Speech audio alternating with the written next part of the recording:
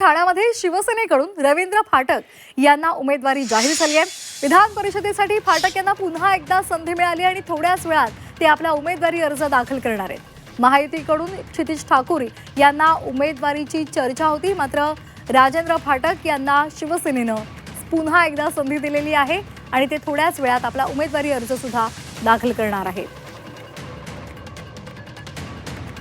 तर ठाण्याच्या जागेसंदर्भातली ही महत्त्वाची घडामोड, वेगवान घडामोडी सध्या घडत होत्या आणि यामध्ये आता शिवसेनेनं रवींद्र फाटक यांना उमेदवारी देण्याचा निर्णय घेतलेला आहे। विधान परिषदेसाठी फाटक यांना पुन्हा एकदा संधी देण्यात आलेली आहे। थोड्याच वेळात ते उमेदवारी अर्ज सुद्धा दाखल करणार आहेत। दरम्यान ठाण्याच्या जागेसंदर्भात क्षितिज ठाकूर यांना उमेदवारी मिळेल अशी शक्यता होती, त्या संदर्भातल्या चर्चा सुद्धा सुरू होत्या। भविया शिवसेनेमध्ये विलीन होईल अशाही बातम्या समोर आलेल्या होत्या, मात्र आता रवींद्र फाटक यांना संधी दिली जाणार आहे। दरम्यान या संदर्भात शुभम कोळी आमचे प्रतिनिधी यांनी संवाद साधलेला आहे। रवींद्र फाटक यांच्याशी पाहूयात।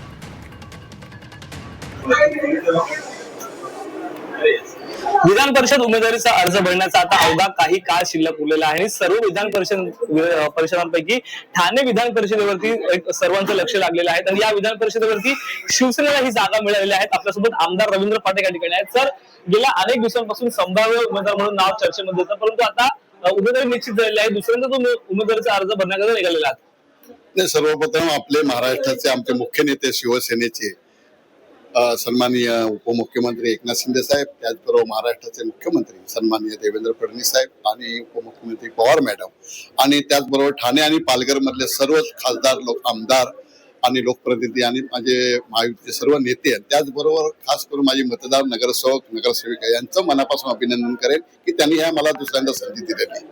परंतु काय वाटतं, भाजपकडे 444 ची संख्या आहे, तुमच्याकडे 346 ची संख्या आहे। तुम्ही गेल्या काही दिवसांपूर्वी ठाकूरांची देखील भेट घेतली होती। कशा प्रकारे मतांची जुळवाजुळव करण्यात येईल?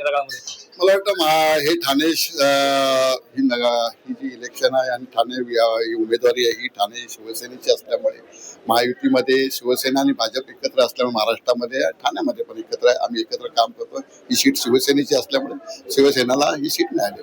परंतु महायुतीमधून महाविकास आघाडीमधून देखील काही नौख्यांनी जे आहे ते उमेदवारी अर्ज भरण्याच्या चर्चा सध्या सुरू आहेत।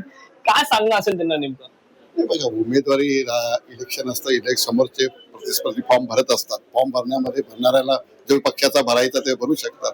इलेक्शन होतं, इलेक्शनला येणाऱ्या 18 तारीखला आणि येणाऱ्या 22 तारीखला आपल्याला जे ह्या जिल्ह्यामध्ये ठाणे आणि पालघरमध्ये जे मतदार आमचे आहेत त्याच्यामध्ये मला वाटतं 95% मतदान आपल्या पक्षाला महायुतीला होईल असं मला वाटतं।